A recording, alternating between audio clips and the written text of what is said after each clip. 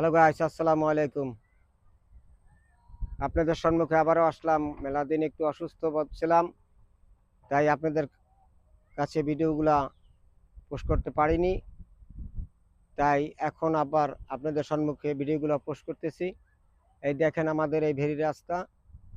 এই আমরা এখন চরের ভিতরে আছি। আপনাদের এই দৃশ্যগুলা দেখানোর জন্য এই ভিডিওগুলা তৈরি করলাম। আপনাদের যদি